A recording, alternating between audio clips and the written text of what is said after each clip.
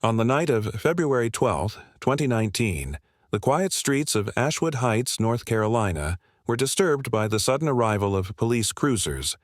Flashing blue lights cut through the darkness as neighbors stepped onto their porches, whispering about what could have gone wrong inside the Whitman home. Behind that locked front door was a scene that didn't match the reputation of the couple who lived there. Claire Whitman, 36 years old, was seen by everyone as successful, respected, and happily married. To the outside world, her life was polished, predictable, and enviable. But that night, investigators began to uncover details that hinted at something entirely different. In a drawer, on her phone, and scattered across her calendar were fragments of a secret life, evidence of a relationship she had kept carefully hidden. A romance that was never supposed to come to light.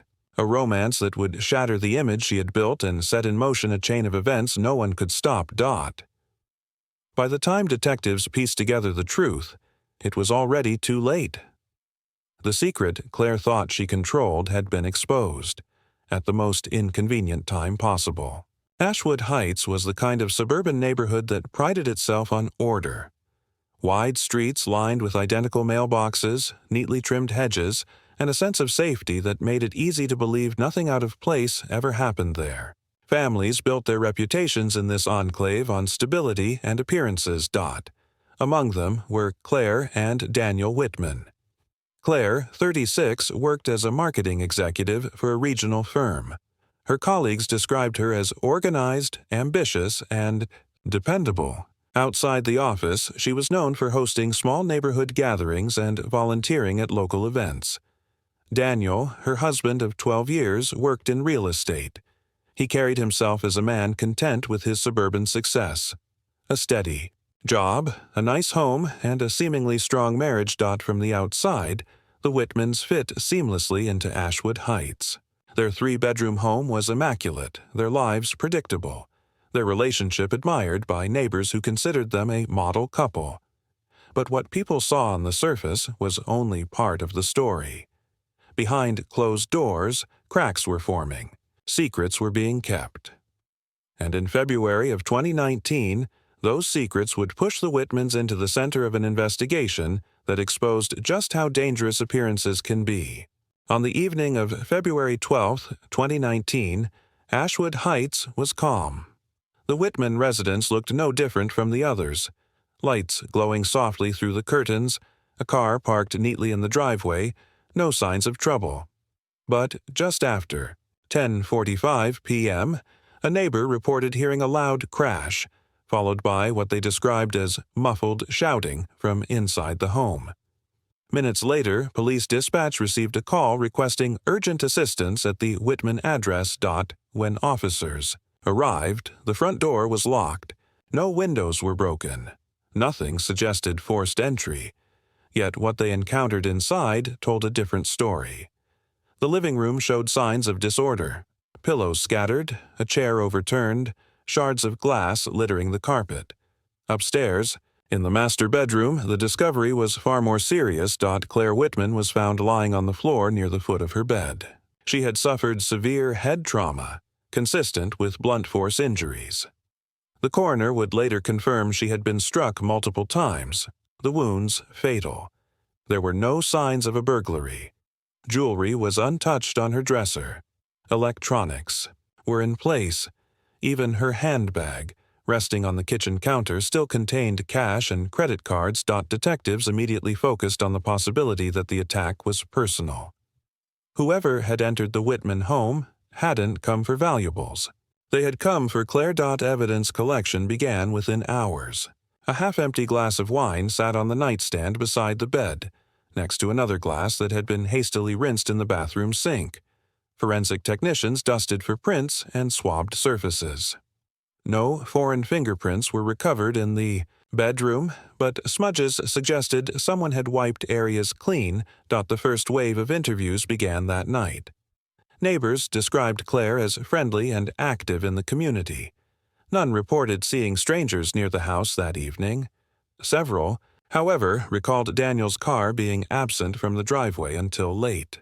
According to Daniel, he had been showing a property across town and returned home around 11:15 p.m., after police were already on scene. But the most curious discovery was made inside Claire's desk in the upstairs office.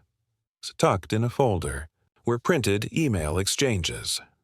They were between Claire and a man investigators did not immediately recognize. The messages were personal, intimate, and recent. Alongside the emails were hotel receipts dated only weeks before her death. The presence of this hidden correspondence shifted the focus of the investigation. Claire's life, once believed to be simple and straightforward, contained a layer no one had suspected.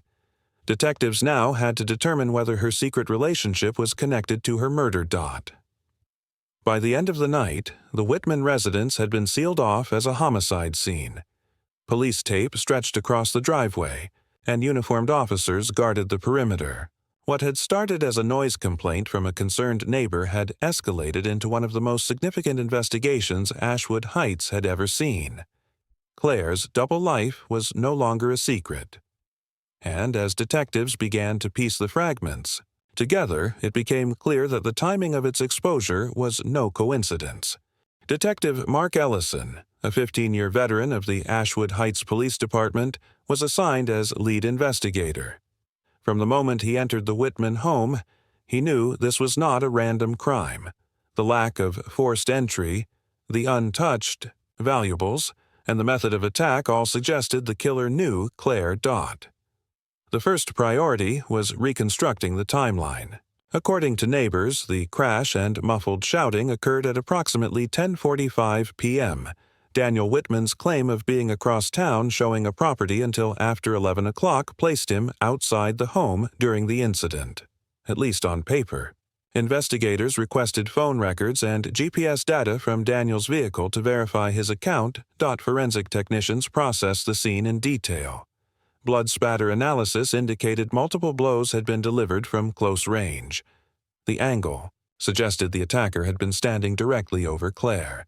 The weapon was not recovered, but based on the injuries, detectives believed it was a household object, likely a hammer or blunt tool. Attention soon shifted to the desk drawer discovery, the printed emails, and hotel receipts.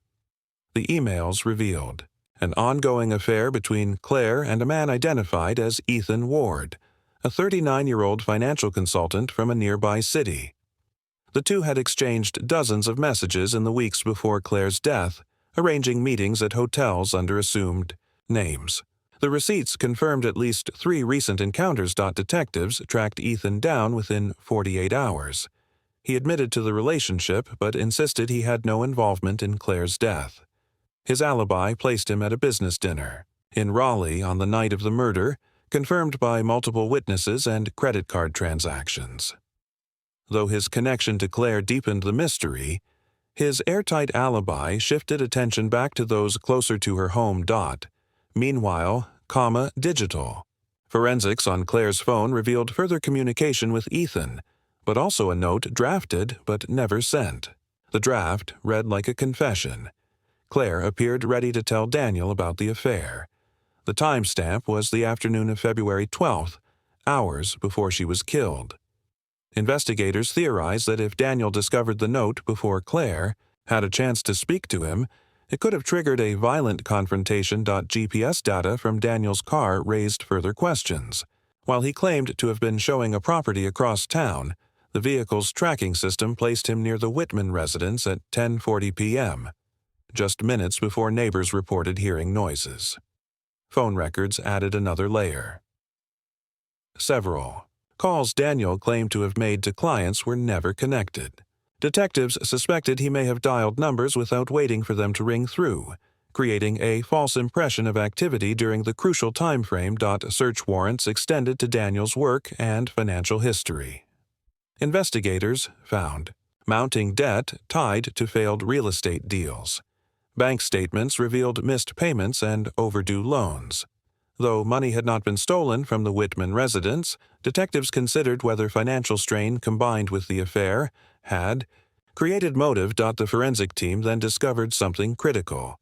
In a trash bin behind the garage, partially hidden under bags of household waste, was a shirt with faint reddish stains.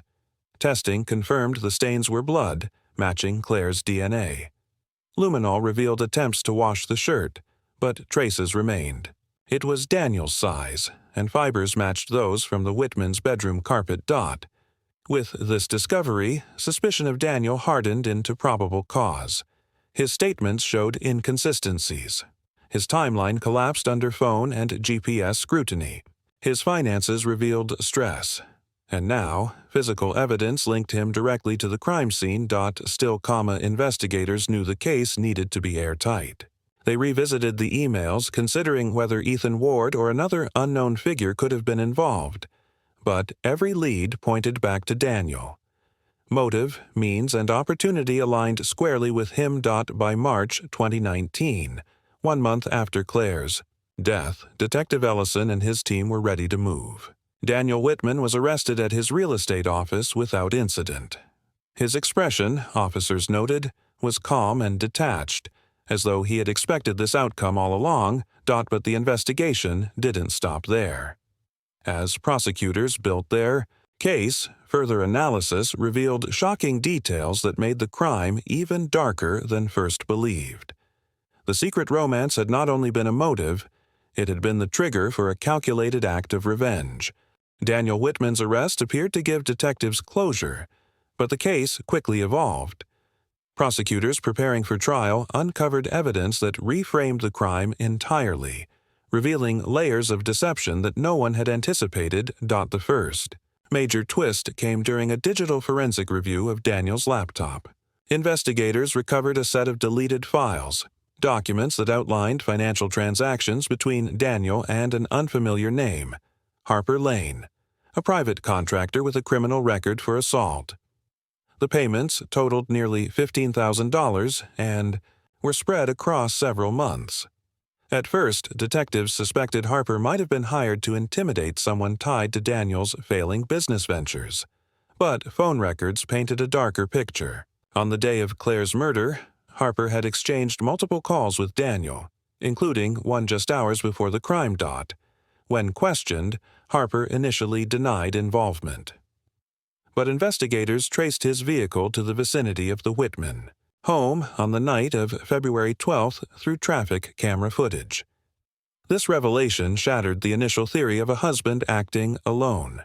It now appeared Daniel may have enlisted outside help, complicating the narrative and raising the question: was this premeditated murder disguised as a domestic confrontation?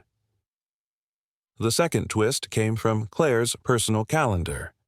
Forensic technicians found an encrypted folder on her laptop that contained scanned letters and a personal journal. In it, Claire had documented her doubts about her marriage, her feelings for Ethan Ward, and her growing fear that Daniel had discovered her secret.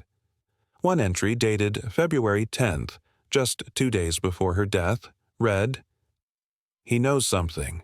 He's been watching me more closely. I don't feel safe." The journal introduced the chilling possibility that Claire had sensed what was coming.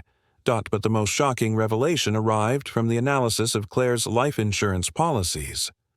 Records showed that in late January 2019, less than 3 weeks before her death, Daniel had significantly increased Claire's coverage, raising the payout to nearly $750,000. The timing was damning. Combined with his mounting debts, the motive appeared clear. Daniel stood to benefit financially from her death. As prosecutors assembled their case, Harper Lane's role became more evident. DNA recovered from a fragment of latex glove found in the Whitman bedroom matched Harper. Though Daniel may have orchestrated the crime, Harper had been physically present at the scene. The discovery transformed the case from a straightforward domestic homicide into a conspiracy between 2 men, tied together by money, desperation, and betrayal. Ethan Ward, though cleared of direct involvement, was called back to provide further testimony. He admitted that Claire had been planning to reveal their relationship to Daniel, likely within days of her death. This detail gave prosecutors a timeline that tied Daniel's discovery of the affair to his final preparations. Claire's romance. had been uncovered at the worst possible moment, when Daniel's finances were collapsing and his patience had reached its breaking point. The public reaction in Ashwood Heights was one of disbelief. Neighbors who once saw Daniel as a polite, successful real estate agent now faced the reality of a man accused of conspiring to murder his wife. The introduction of Harper Lane, a figure entirely outside the suburban world of the Whitmans, made the story even more unsettling. It was not just betrayal within a marriage. It was betrayal amplified by outside corruption. By the summer of 2019, prosecutors restructured the case.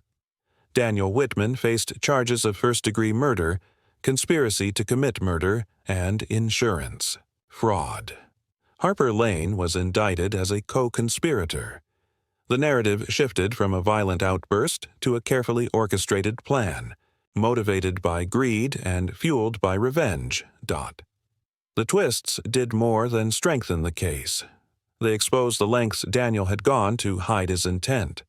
He had staged alibis, manipulated phone records, and even attempted to use Harper as a buffer to distance himself from the crime. But each new revelation stripped away those layers, leaving behind a portrait of calculated brutality.